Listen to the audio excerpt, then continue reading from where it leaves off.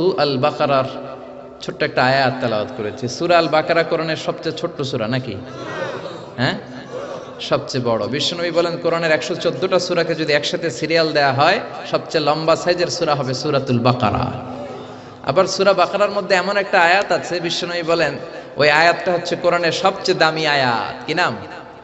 আয়াতুল কুরসি। মান কারা আয়াতুল কুরসি দুবুরা কুল্লি সালাওয়াতিন মাকতুবাহ, প্রত্যেক ফরজ নামাজের পরে যে আয়াতুল কুরসি পড়ে, লাম ইয়ামনাহু মিন দুখুলিল জান্নাতি ইল্লাল মাউত, ওই লোকটা জান্নাতে যাওয়ার ব্যাপারে আর কোনো বাধা থাকে না। বাধা থাকে তার মরণ, লোকটা মরে না তাই জান্নাতে যায় না, মরলেই জান্নাতি। সুবহানাল্লাহ বাড়িতে যেয়ে বললেন, আরো জোরে পড়েন না সুবহানাল্লাহ।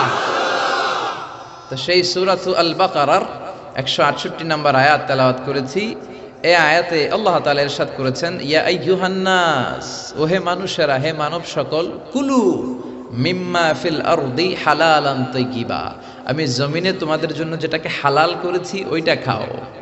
তাইয়্যিবা, পবিত্র জিনিস যেটাকে করেছি সেটা খাও, হারাম খেও না। কার কথা? নাকি আজারি সাহেবের কথা? নাকি খতিব সাহেবের কথা? কার কথা?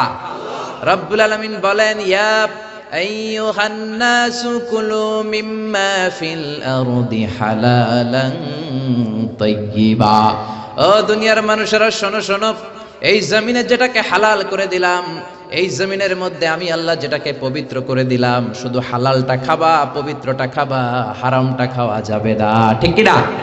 ওয়ালা তাত্তাবিউ খুতুওয়াতিশ শাইতান, খবরদার শয়তানের পদাঙ্ক অনুসরণ করো না, কারণ ইন্নাহু লাকুম আদুউম মুবিন, শয়তান হলো তোমাদের প্রকাশ্য দুশমন। ঠিক কি না? তাহলে আল্লাহ যা বলেন সেরেফ কথা বলেন, সিধা কথা বলেন। কথা যত সিধা তত অসুবিধা। আমরা যারা সোজা সাপটা কথা বলি আমাদের বিপদ খুব বেশি। অনেক জায়গায় আমাদেরকে কথা বলতে দেয়া হয় না, ওই যে সিধা কথা। তো বিশ্বনবীর কথা আর আল্লাহর কথা হচ্ছে সিধা, কোনো ফাঁক ফোকর রেখে নবী আর আল্লাহ কথা বলেন না। চিল্লা এখন ঠিক কিনা? আল্লাহ সিধা বলে দিলেন, যা খাইবা জমিনে হালাল খাইবা, হারাম খাবা না, হালালের সাথে সম্পর্ক গড়বা, হারামের সাথে মুমিনের সম্পর্ক থাকতে পারে না। ঠিক কিনা? এজন্য আজকের মাহফিলে আমাদের স্লোগান হোক, আমরা হালাল খাবো। কি খাইবেন? জোরে বলেন, জোরে বলেন। আর আমরা হারাম থেকে বেঁচে থাকবো। রাজি আছেন? বাঁচি আর মরি হালাল খাবো, পেটে যেটা ঢুকাবো হালাল খাবো, আমার পুরো জীবনটাই আমি সাজাবো হালাল দিয়ে। কি দিয়ে? মুমিনের সাথে হারামের কোনো সম্পর্ক নাই। কিন্তু বাংলার জমিনের মুসলমানদের জীবনের দিকে, কর্মকাণ্ডের দিকে যদি নজর করে তাকাই, তাহলে দেখবো আমরা দুই হাতে কামাই। আমরা হালালও খাই, হারামও খাই। হারাম বড় মিষ্টি লাগে, ঠিক কি না? হালালও খাই, হারামও খাই। তো আপনি যদি মুমিন হিসেবে নিজেরা দাবি করেন, আপনি কি দুই হাতে এরকম করতে পারবেন? না, আপনি ডান হাতে হালালটা নিয়ে খাবেন। কথা বুঝতে পেরেছেন? এজন্য হারাম খাওয়া যাবে না, হালাল খেতে হবে। মুসলমান নিজেকে যদি মুসলমান বলে দাবি করো, হালাল খাবা। কিন্তু আমাদের জীবনের দিকে যদি আমরা একটু নজর করি, আমরা হালাল যেমনি খাই, এট দ্য সেম রেটে হারামও খাই। খাই কি খাই না? আমরা সুদ খাই, হালাল না হারাম? জোরে বলতে হবে। ঘুষ খাই, হালাল না হারাম? যৌতুক খাই, মদ খাই, আমানতের টাকা খাই, ত্রাণের কম্বল খাই, মসজিদের টাকা খাই, রাস্তার বালি, ইটা, সিমেন্ট, এমনকি ব্রিজের ঢালাইয়ের রডও খাই। বাংলাদেশের ব্রিজ ভেঙে যায়, যে দেখা যায় ওখানে রড নাই, আছে কি? তার মানে রড খেয়ে ফেলছে। এত ক্ষুধা, এরা রড খেয়ে ফেলে। ঠিক কিনা? ঘুষ আর দুর্নীতি আমাদের রন্ধ্রে রন্ধ্রে। বাংলাদেশের সরকারি এমন কোন অফিস পাবেন না যে অফিসের ভিতরে ঘুষ নাই। কি নাই? ঘুষ নাকি বুশ? দোনোটাই নাপাক। বুশও নাপাক, ঘুষও নাপাক। এজন্য ঘুষ খাওয়া যাবে না, দুর্নীতি করা যাবে না। আমাদের প্রধানমন্ত্রী অনেক চেষ্টা করে যাচ্ছেন, উনি একটা কমিশন বানিয়েছেন, দুর্নীতি দমন কমিশন, কিন্তু কাজ হচ্ছে না। ঠিক কিনা? ওনার আব্বাজান বাংলাদেশের স্বাধীনতার স্থপতি বঙ্গবন্ধু শেখ মুজিবুর রহমান, আল্লাহ ওনার কবরটারে তুমি জান্নাতের বাগান বানাও, উনিও দুর্নীতির বিরুদ্ধে লড়াই করেছেন। কিন্তু উনি একা চেষ্টা করলে তো হবে না, বাংলাদেশের সব নেতাদেরও তো দুর্নীতি বিরোধী আন্দোলনে নামতে হবে। চিল্লা এখন ঠিক কিনা? এই স্বাধীনতার পর থেকে এই 2018 পর্যন্ত আমাদের দুর্নীতি বন্ধ হয় নাই, আমাদের ঘুষ কমে নাই। ঠিক কিনা? এজন্য বঙ্গবন্ধু খুব আফসোস করে বলেছিলেন, কোন দেশের নেতারা পায় তেলের খনি, কেউ পায় গ্যাসের খনি, কেউ পায় সোনার খনি, আমি পাইছি চোরের খনি। ঠিক কিনা? 1973 সাল, স্বাধীনতার 2 বছর পরের ঘটনা। বাংলাদেশে হাড় কাঁপানো শীত। বঙ্গবন্ধু আহ্বান জানালেন, আমার উত্তরবঙ্গের বুড়া লোকগুলো মরে যায়, গোটা বিশ্ব থেকে আপনারা ত্রাণের কম্বল পাঠান। আসতে শুরু করলো কম্বল, এক এক প্লেন আসে, কার্গো প্লেন কম্বল নিয়ে। 7.5 কোটি কম্বল আসলো। বঙ্গবন্ধু আফসোস করে বললেন, 7.5 কোটি বাঙালি, 7.5 কোটি কম্বল, আমার কম্বল কই? উনি নিজেই কম্বল পায় নাই। ও মিয়া, উনি চেষ্টা করেছেন, কিন্তু উনার অনুসারীরা অনেকে এই দুর্নীতির রাজা। চিল্লায় কোন ঠিক কিনা? আফসোসের সাথে বলতে হয়, অর্থমন্ত্রী বলেছেন 1,500 কোটি টাকা কোনো টাকাই না। আবার আমাদের প্রিয় অর্থমন্ত্রী ঘুষকে একটা নতুন নামে অভিহিত করেছেন। উনি বলেছেন এটা স্পিড মানি। কি মানি? কয় ঘুষ খাইলে কাজের স্পিড বাড়ে। আবার শিক্ষামন্ত্রীও কম যান না, উনি গত মাসে বললেন ঘুষ খাইয়েন, তবে সহনীয় মাত্রায় খাইয়েন। ও মিয়া, মানুষ পাগল হইলে বান্ধে রশি দিয়া, রশি পাগল হইলে বানবেন কি দিয়া? সর্ষে দিয়ে তারায় ভূত, এখন সর্ষের ভিতরে ঢুকছে ভূত। চিল্লায় কোন ঠিক কিনা? बर्बाद गुलिस्तान के लिए एक ही उल्लू काफी है, गुलिस्तान की हार शाख में उल्लू बैठे हैं, फिर अंजाम में गुलिस्ता क्या हो गया। ফুলের বাগান নাকি তছনছ করে দেওয়ার জন্য একটা হুতুম পেঁচাই এনাফ। এখন হুতুম পেঁচা বসে আছে গাছে গাছে, ডালে ডালে, শাখায় শাখায়। ফুল বাগানের নসিবে কি আছে আল্লাহই জানে। 1971 সালের 9 মাস রক্তক্ষয়ী যুদ্ধের মাধ্যমে বাংলাদেশ নামক এক ফুল বাগান আল্লাহ আমাদেরকে দিয়েছে। কিন্তু এই দুর্নীতির কারণে এই ফুল বাগানকে আজও আমরা মনের মতো করে সাজাতে পারি নাই। চিল্লায় বলেন ঠিক কিনা? এজন্য দুর্নীতি করা যাবে না, ঘুষ খাওয়া যাবে না। এই ঘুষ যতদিন বন্ধ না হবে, বাংলার জমিনে সিডর পাঠাবে কে? ভূমিকম্প পাঠাবে কে? মহামারী পাঠাবে কে? এদেশের 17 কোটি মানুষের প্রধানমন্ত্রী, আমাদের প্রিয় প্রধানমন্ত্রী জননেত্রী শেখ হাসিনাকে এই দুর্নীতি দমনের ব্যাপারে আল্লাহ আরো কঠোর হওয়ার তৌফিক দান করুক। দেশটাকে রহমত দিয়ে আল্লাহ ভরে দেখ। জোরে পড়ে না আমিন। এজন্য রাব্বুল আলামিন বলেন, ইয়া আইয়ুহান নাসু কুলু মিম্মা ফিল আরদি হালালান তাইয়্যিবা। ও দুনিয়ার মানুষেরা, তোমরা জমিনের মধ্যে যেটা হালাল করে দিলাম, হালালটা খাইবা, হারামটা খাওয়া যাবে না। কার কথা? আর জোরে বলেন। এজন্য আমরা হালাল খাবো। কি খাবো? হারাম খাবো না। রাজি আছেন? সবাই রাজি? ইসলামী শরিয়া এই হালাল হারামের ব্যাপারে আমাদেরকে অনেকগুলো মূলনীতি শিখিয়েছে। অনেক রাত, এত লম্বা কথা তো বলা যাবে না, দুই একটা কথা শেয়ার করব, পড়েন ইনশাআল্লাহ। ইসলাম বলে আল আসলু ফিল আশিয়াই আল ইবাহা। পৃথিবীতে যত জিনিস আছে বেসিক্যালি ইটস হালাল। আসলে সবকিছু হালাল, কিন্তু হারাম করতে হলে আপনার দলিল দেয়া লাগবে। কোন জিনিস হালাল সাব্যস্ত করতে হলে দলিল দেয়া লাগে না, কিন্তু হারাম সাব্যস্ত করতে হলে দলিল দেয়া লাগে। চিল্লা এখন ঠিক কিনা? এক শ্রেণীর লোক আছে সব জায়গায় খুঁতখুঁতে স্বভাব, খালি হারাম হারাম ফতুয়া দেয়। আছে না নাই? বিশ্বনবী এদেরকে বললেন মুতানাত্তিউন। বিশ্বনবী বললেন হালাকাল মুতানাত্তিউন। যারা মুতানাত্তিউন তাদের ধ্বংস। সাহাবারা বললেন, ও নবী, মুতানাত্তিউন কারা? বিশ্বনবী বললেন, হালাল জিনিসকে যারা হারাম বলে ফতুয়া দেয় তারাই হলো মুতানাত্তিউন। হালাল জিনিসকে হারাম বলে ফতুয়া দেয় এরকম কিছু লোক আছে না নাই? এই দেশের কিছু মাওলানারা একটা সময় বলতো ইংরেজি শিক্ষা হারাম, জানেন? এখন তারাই ইংরেজি শিখে। ঠিক কিনা? তারা বলতো রাজনীতি করা হারাম, এখন নিজেরাই রাজনীতি করে। আছে না নাই? তারা ফতোয়া দিত টেলিভিশনে ইসলামী আলোচনা করা হারাম, এখন নিজেরাই আলোচনা করে। আসরাডাই। আবার কেউ কেউ ফতোয়া দিত মহাসড়ক অবরুদ্ধ করে, জনদুর্ভোগ তৈরি করে আন্দোলন করা হারাম, কিন্তু এই বছর দিল্লির এক মুরব্বীর আটকানোর জন্য তারা নিজেরাই আন্দোলন করেছে। জোরে কোন ঠিক কিনা? এই ভাইদেরকে আমি খুব ভালোবাসি, কিন্তু না বুঝে এক সময় হারাম ফতোয়া দিছে, এখন নিজেরাই এই ফতোয়ার পেছে পড়ে গেছে। চিল্লা এখন ঠিক কিনা? এজন্য হারাম ফতোয়া দেওয়ার আগে 10 বার ভাববেন। আল্লাহ বলে, কুল মান হারামা যিনাতাল্লাহিল্লাতী আখরাজা লিইবাদিহি ওয়াত-তাইয়্যিবাতি মিনার রিজক। এই জমিনের মধ্যে আমি রব্বুল আলামিন যেটাকে হালাল করে ঘোষণা দিলাম, ওই জিনিসকে হারাম বলে ফতোয়া দেয় কার এত সাহস আছে? আল্লাহু আকবার।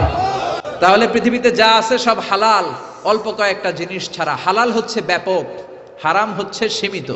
আপনার জীবনের চাহিদা মেটানোর জন্য আপনি হালাল দিয়ে চাহিদা মেটাতে পারবেন, হারামের দিকে যাওয়াই লাগবে না। চিল্লা এখন ঠিক কিনা? আল্লাহ পবিত্র কোরআনুল কারীমের মধ্যে যত জায়গায় হালালের ঘোষণা দিলেন ব্যাপকভাবে দিলেন, আল্লাহ বললেন উহিল্লাত লাকুম বাহিমাতুল আনআমি ইল্লা মা ইউতলা আলাইকুম।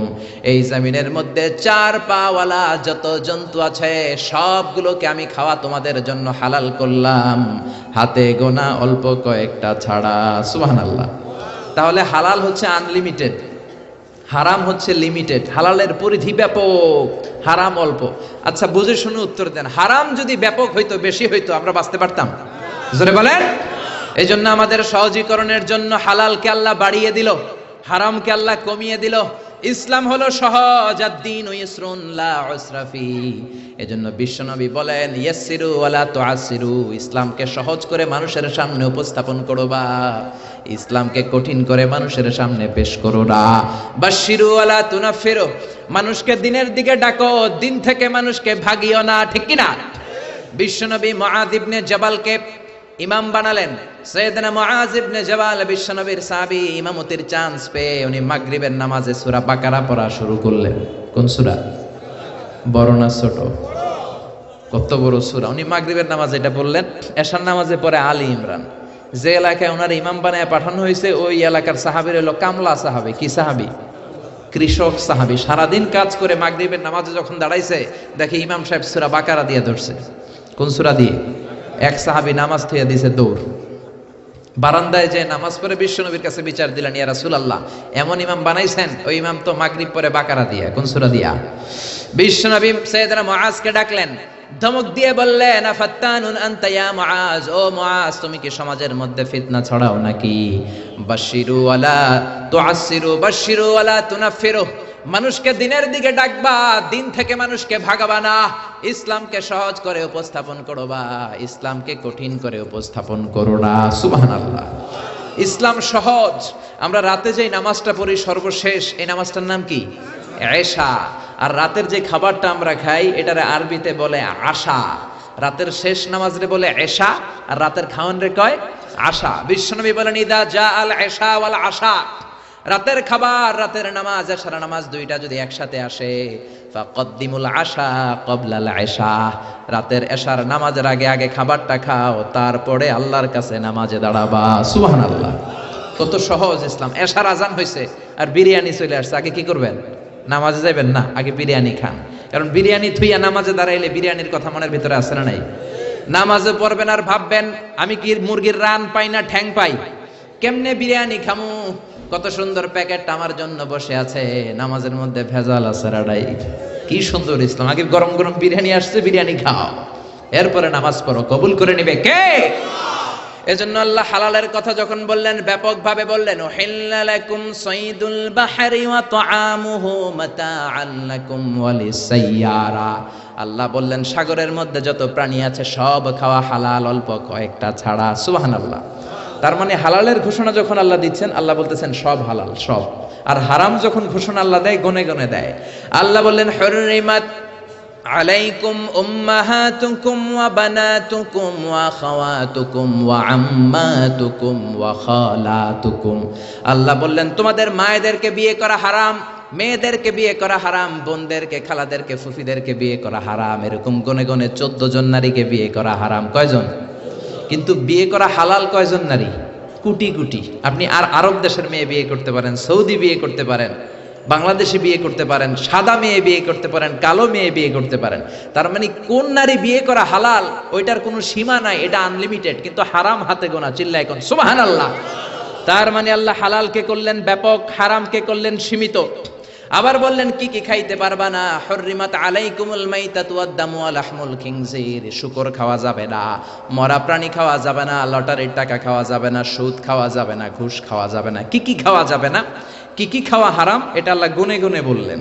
আর কি কি খাওয়া যাবে এটা আল্লাহ গুনে বলে নাই, আল্লাহ বলে দিলেন সব খাওয়া হালাল, হাতে গোনা কয়েকটা ছাড়া। চিল্লায় এখন সুবহানাল্লাহ।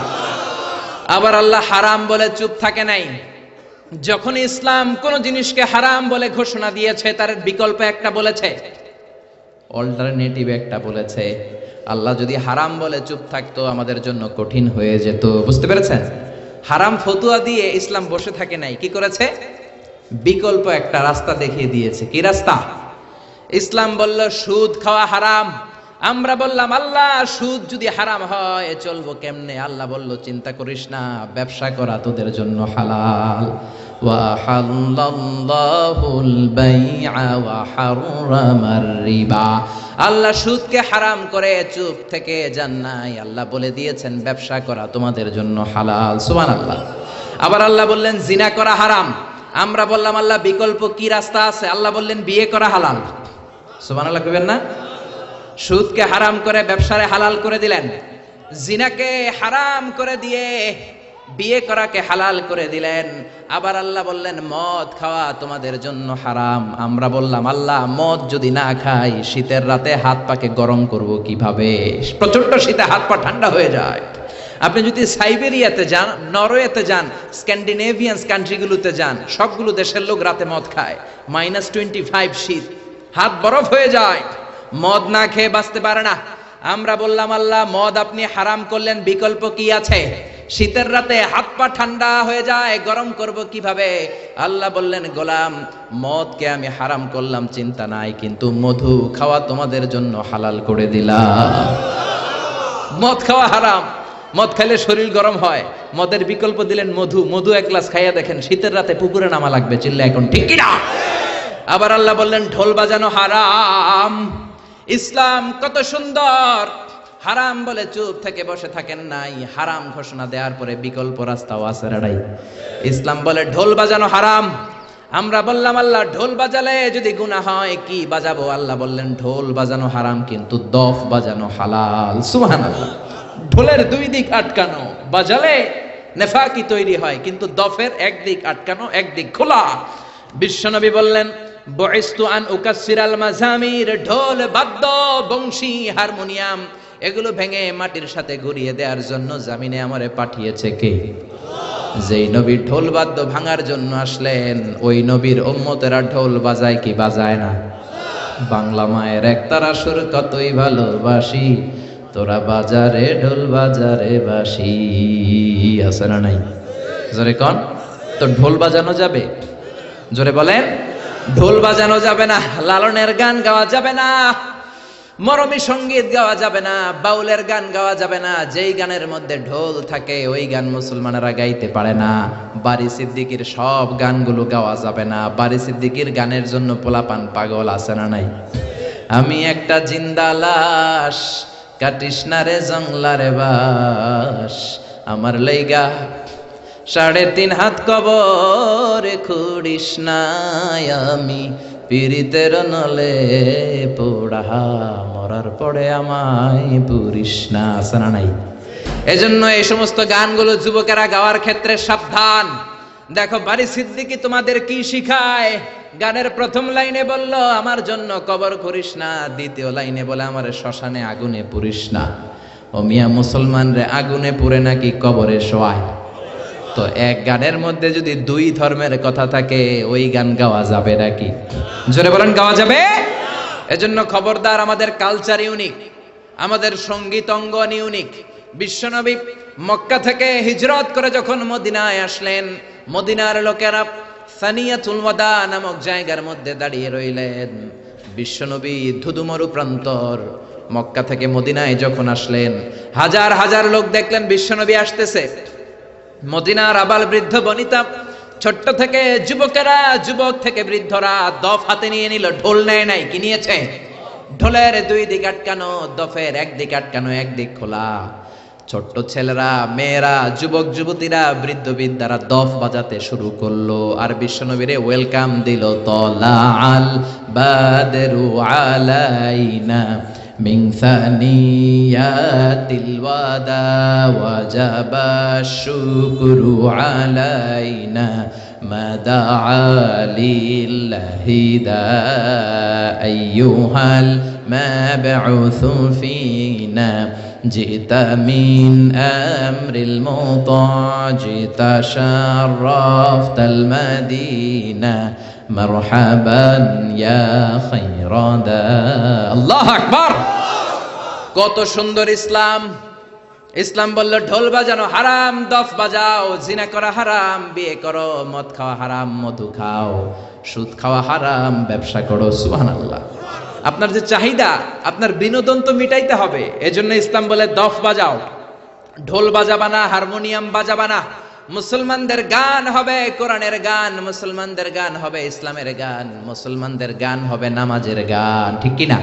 সালাতে কায়েম করো, সালাতে কায়েম করো, হবে সম্মানী তুমি, হবে জান্নাতি তুমি, হবে সম্মানী তুমি, হবে জান্নাতি তুমি।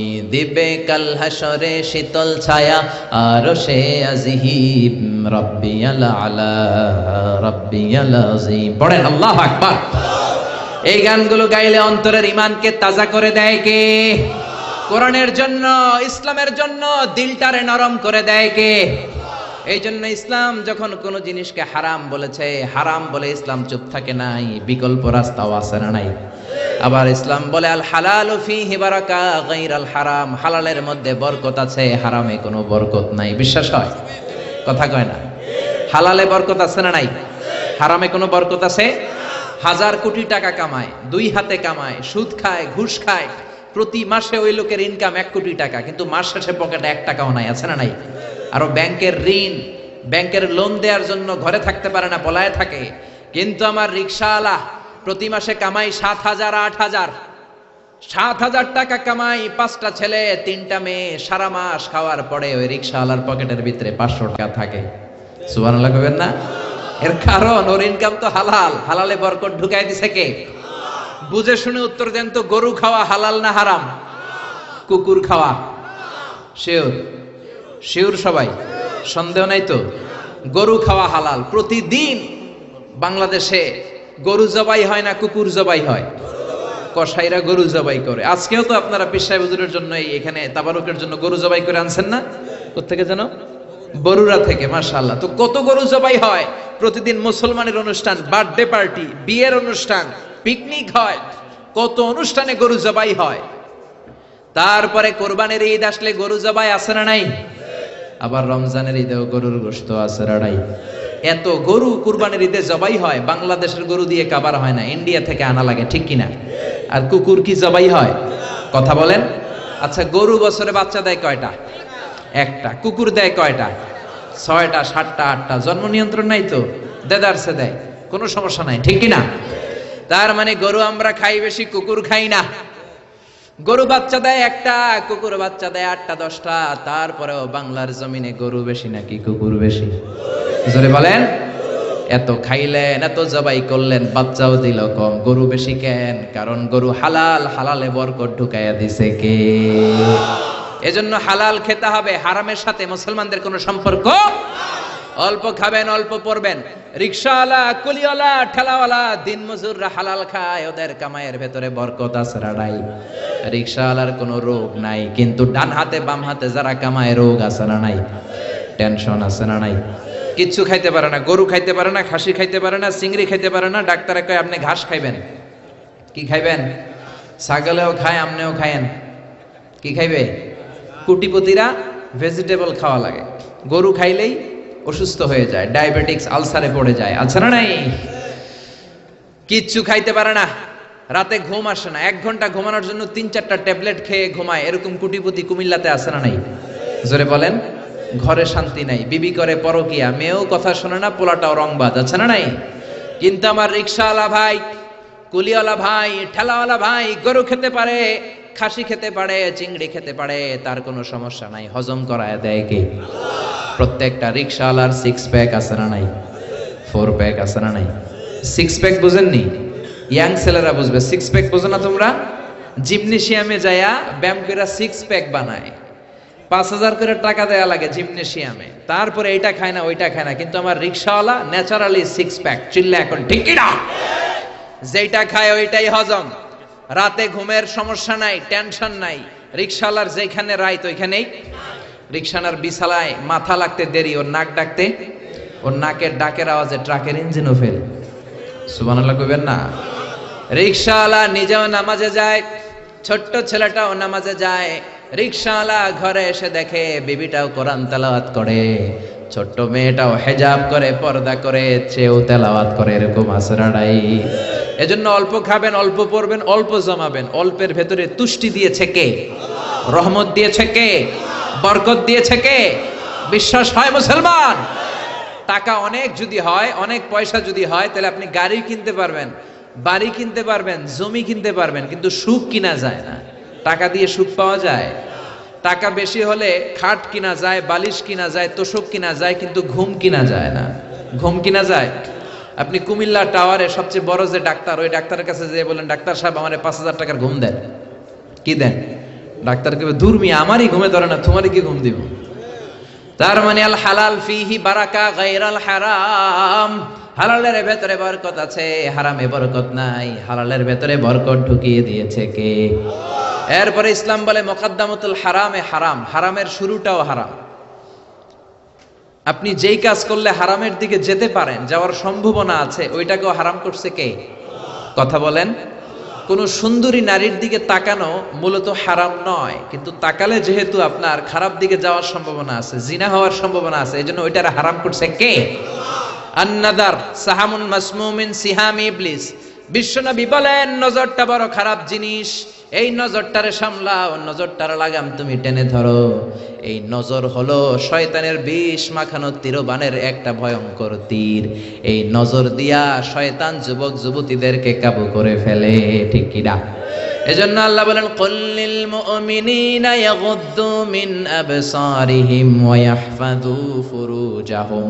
ও নবী, আমার বান্দাদের বলে দেন তারা যেন তাদের চোখ নামায়, তারা যেন তাদের দৃষ্টিটারে হেফাজত করে। কার কথা? জোরে বলেন, কার কথা?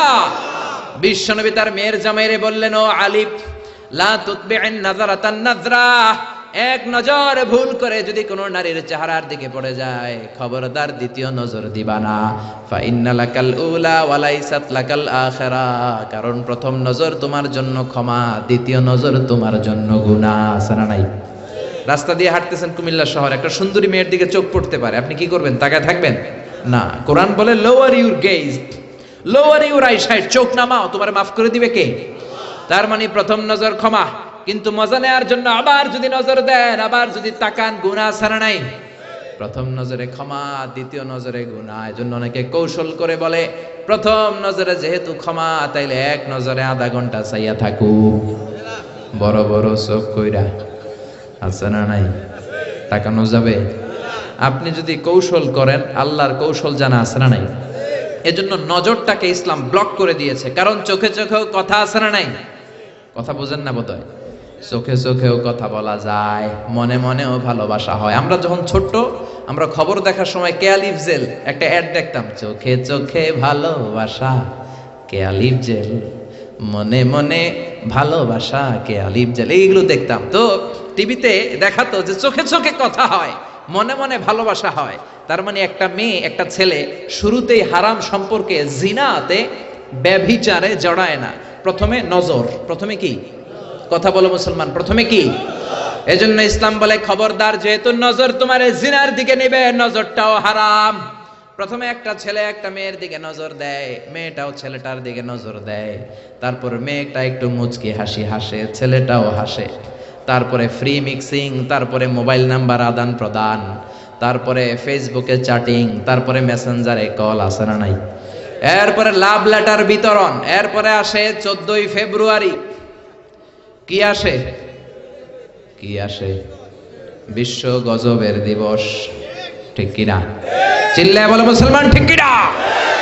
14ই ফেব্রুয়ারি এটা মুসলমানদের পালনের কোনো বিষয় নয়। বাবা যারা এসেছেন খবরদার, মেয়েদেরকে ওই দিন বেরোতে দিবেন না। বড় ভাই যারা এসেছে কুমিল্লা শহরের, বোনদের আবদার শোনা যাবে না। বাসন্তী কালারের শাড়ি পরে বোনদেরকে 14ই ফেব্রুয়ারিতে বের হতে দেয়া যাবে না। আমার মাইকের আওয়াজ যে সমস্ত মায়েদের বোনদের কানে যায়, মায়েরা বোনেরা, 14ই ফেব্রুয়ারি তোমাদের অনুষ্ঠান নয়, এটা বিজাতি ইহুদি নাসারাদের কালচার আর প্রোগ্রাম। চিল্লা এখন, ঠিক কিনা? ইসলামের আইন মেনে, কথা না শুনে 14ই ফেব্রুয়ারিতে যদি বের হও, যদি নাচানাচি করো, উল্টাপাল্টা করো, উল্টাপাল্টা যদি খাও, হজম হবে না, বদ হজম হবে, কিছুদিন পরে বমি বমি ভাব হবে। কি হবে? বমি হবে। বোঝেন কথা? কথা বোঝা যায়? চট্টগ্রামে আমরা গেলে কই হতা বোঝা যান না বোঝানো যার, একখানা জোরে হনা বাজি সুবহানাল্লাহ, চিল্লায় পড়েন না সুবহানাল্লাহ।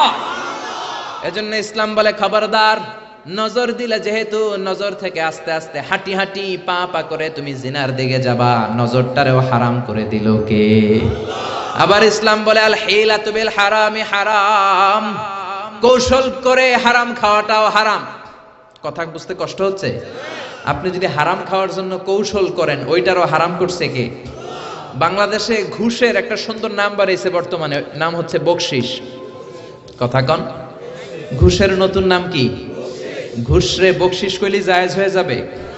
সচিবালয়ে চাকরি করে এক লোক আমার কাছে মাসালা জানতে আসছে, হুজুর আপনার বড় মানি আমি, তো কি করব? কয় হুজুর মাসালা কি? মাসালা? কয় হুজুর আমি ঘুষ খাই না। তো আপনি কি খান? কয় আমি বকশিস খাই। কি খাই? কই চাকরি করেন? কয় সচিবালয়ে। আমি কই সর্বনাশ, সচিবালয়ে বকশিস আসে কেমনে? কয় হুজুর আমি চাইয়া লই না, আমারে খুশি হইয়া বকশিস দেয় 5,000 10,000।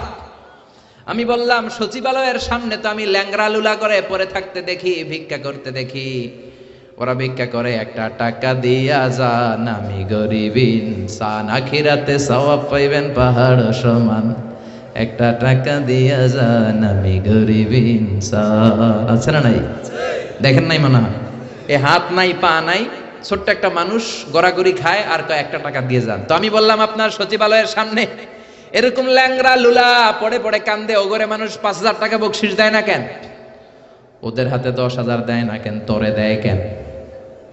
তার মানে তুমি ওই লোকটারে সুবিধা দাও, তুমি অন্য মানুষের ফাইল আটকে রেখে ওই লোকটার ফাইল আগে বড় সাহেবের হাতে দাও, ঠিক কি না? কোন প্রজাতন্ত্রের কর্মচারী বকশিস খেতে পারে না, বকশিস বললে ওইটা জায়েজ হবে না, এটা ঘুষ। চিল্লা এখন, ঠিক কি না? বিশ্বনবী এক সাহাবীরে যাকাতের টাকা উত্তোলনের জন্য পাঠালেন। বিশ্বনবীর সিস্টেম ছিল প্রতি বছর যাকাতের টাকা তোলার জন্য বিভিন্ন এলাকায় সাহাবীদেরকে পাঠাতেন। বিশ্বনবী বলতেন, সাহাবী যাও হিসাব করে কার কতটা খাসি, কার কতটা বকরি, কার কতটা উট, কার কয়টা কতটা খেজুর বাগান, হিসেব করে সারা বছরের যাকাতের টাকা নিয়ে আসো। শুনতেছেন? আমার কথা বোঝা যায়? মনোযোগ আছে না গেছে? সাহাবীরে বললেন যাও যাকাতের টাকা নিয়ে আস। বুখারীর বর্ণনা, সাহাবী যাকাতের টাকা নিয়ে আসলেন, এসে মদিনায় এসে বললেন বিশ্বনবী, হাযা লাকুম ওয়া হাযা উহদিয়া লি। ও নবী, এইটা যাকাতের টাকা আর এটা আমারে বকশিশ দিছে। কি দিছে? বিশ্বনবী এই কথা শোনার পরে বিশ্বনবীর চেহারাটা আগুনের গোলার মতো লাল হয়ে গেল। বিশ্বনবী বললেন, এই সাহাবীরে ঘরের মধ্যে বসে থাকতে বলো, দেখি তারে কে বকশিশ দেয়। এই সাহাবীরে মদিনাতে বসে থাকতে বলো, দেখি তারে কে বকশিশ দেয়।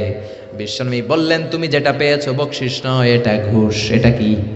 আর রাশি ওয়াল মুরতাশি কিলাহুমা ফিন্নার। ঘুষ যে দেয়, ঘুষ যে নেয়, দুইটারে জাহান্নামে ঢুকাবে কে? ওরা এমনি এমনি তোমারে বকশিশ দেয় নাই, ঘুষ দেয় নাই। এই এলাকার লোকেরা তোমারে বকশিশ দিয়েছে, এর কারণ হলো যাকাতের হিসাব যেন তুমি কড়াকড়ি ভাবে না করো। কার কয়টা খেজুরের বাগান হিসেব করে যাকাত আনার সময় যাতে তুমি তাদেরকে একটু ছাড় দাও, একটু ঢিল দাও, সুবিধা দাও।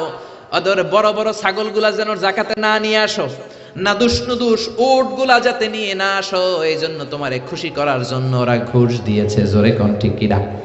এই জন্য ঘুষকে আপনি বকশিশ লেভেল লাগাইলে জায়েজ হবে? কথা বলেন। সাইয়েদনা দাউদ আলাইহিস সালামের কণ্ঠ ছিল বড় চমৎকার। আকাবা উপসাগরের পাশে বসে জাবুর কিতাব তেলাওয়াত করতেন। আল্লাহ তাআলা আমাদের কোরআনে সূরা দিয়েছে 114টা। কয়টা? সবাই বলেন। কিন্তু জাবুর কিতাবে আল্লাহ সূরা দেয় নাই, দিয়েছে ছড়া। কি দিয়েছে? ছড়া গান, ইসলামী ছড়া গান 150টা। সাইয়েদনা দাউদ আলাইহিস সালাম আকাবা উপসাগরের পাশে বসে যখন জাবুর কিতাব তেলাওয়াত করতেন, সাগরের মাছগুলো সাগর ছেড়ে দিয়ে ডাঙ্গায় চলে আসতো। প্রতি সপ্তাহে শনিবার সাইয়েদনা দাউদ আলাইহিস সালাম সাগরের তীরে বসে তেলাওয়াত করতেন। আল্লাহ দাউদ আলাইহিস সালামের কওমের লোকদেরকে বললেন, ও দাউদ নবীর উম্মতেরা খবরদার, যেহেতু শনিবারে তোমাদের নবী তেলাওয়াত করে, শনিবারে সাগরের মাছগুলো সাগর ছেড়ে দিয়ে তীরে চলে আসে, শনিবারে মাছ ধরাকে আমি হারাম করে দিলাম। শনিবারে মাছ ধরা হারাম, খবরদার। দাউদ নবীর কওমের উম্মতের লোকেরা ভাবলো, আল্লাহ আমাদেরকে শনিবারে মাছ ধরতে নিষেধ করছে, এক কাজ করি, শনিবারে বেড়া দিয়ে রাখি, শনিবারে আটকায় রাখবো, মাছ ধরবো রবিবারে। শনিবারে ধরা যাবে না, কারণ হারাম। শনিবারে ধরা কি? আল্লাহ কইছে। কে কইছে? কথা বুঝতেছেন? শনিবারে মাছ ধরা কি? তারা বললো শনিবারে মাছ ধরা হারাম, রবিবারে ধরবো, শনিবারে আটকে রাখবো, জাল দিয়ে আটকে রেখে রবিবারে মাছগুলো ধরবো। হারামকে কৌশল করে খাওয়ার জন্য পদ্ধতি অবলম্বন করলো। আল্লাহ বললেন ফাকুনু কিরাদাতান খাসিন, আমি আল্লাহর কথাকে কৌশল করে হারামকে হালাল বানাতে চেয়েছো, যারা এই কৌশল করেছো তোরা সবগুলো অভিশপ্ত বানর হয়ে যা। মুহূর্তের মধ্যে রব্বুল আলামিন দাউদ আলাইহিস সালামের উম্মতের মধ্য থেকে এই বেয়াদবগুলারে বানর বানায়া দিলেন। এখন চিড়িয়াখানায় বান্দরের জেলখানায় যে যখন বান্দর দেখেন এগুলো সব দাউদ নবীর উম্মত, ক্যাঁ ক্যাঁ ক্যাঁ ক্যাঁ করে বানরগুলা, ঠিক কি না? বাদাম ঢিল ছুললে বোঝা যায় বান্দরের ভিতরে কত বান্দরামি আছে। চিড়িয়াখানায় গেছেন আপনারা? এগুলোর অধিকাংশই হচ্ছে দাউদ আলাইহিস সালামের কওম। তার মানে আপনি কৌশল করে হারামকে যদি খেতে চান, ওই কৌশলটাকে হারাম করেছে কে? আবার আমাদের বাংলাদেশে হিলা বিয়ে আছে না নাই? হিলা বিয়ে আছে না নাই?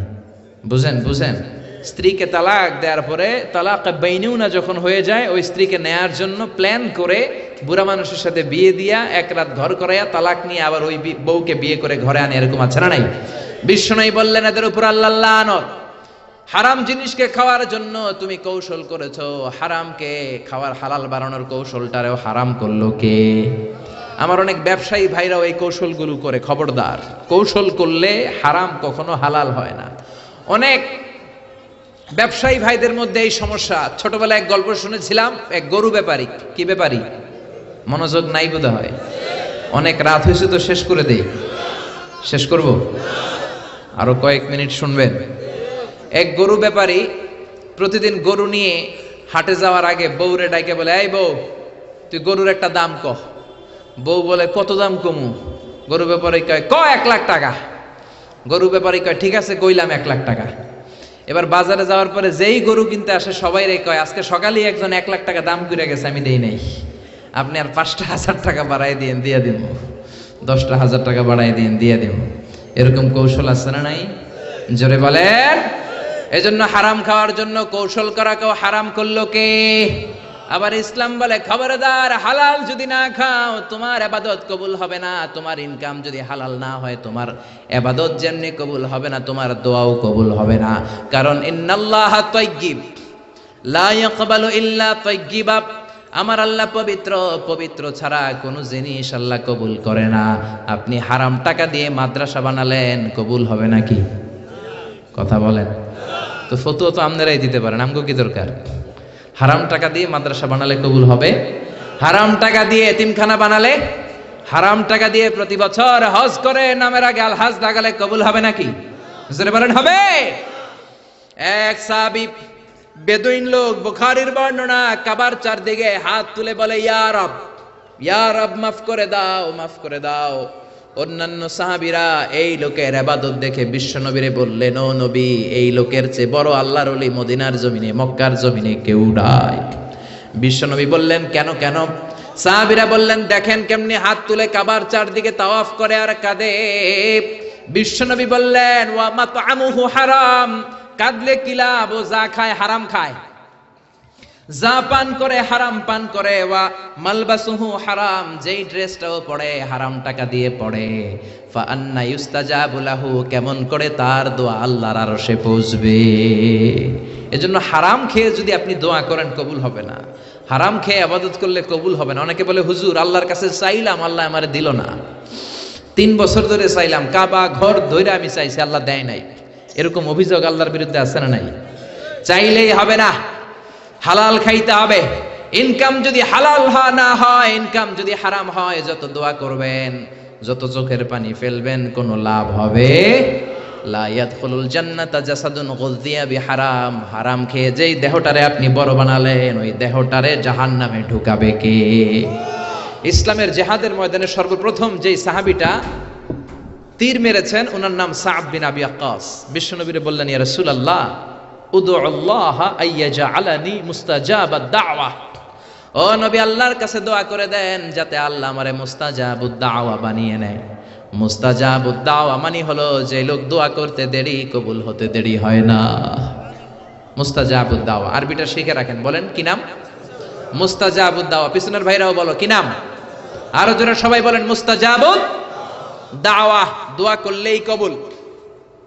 সাদ বিন আবি ওয়াক্কাস বললেন নবী উদু আল্লাহ ইয়াজআলানি মুস্তাজাবাদ দাওয়া, আপনি দোয়া করে দেন আল্লাহ যাতে আমারে মুস্তাজাবুদ দাওয়া বানায়, আমি দোয়া করলেই যেন কবুল হয়ে যায়। বিশ্বনবী বললেন, ও সাদ, আতিবে মাতআমাকা তাকুন মুস্তাজাবাদ দাওয়া, যেই খাবার তুমি খাবা খাবারটা হালাল খাও, হালাল খাইলেই তুমি মুস্তাজাবুদ দাওয়া। যেটা খাবা হালাল খাইবা, হালাল খাইলেই তোমার দোয়াকে কবুল করে নেবে কে?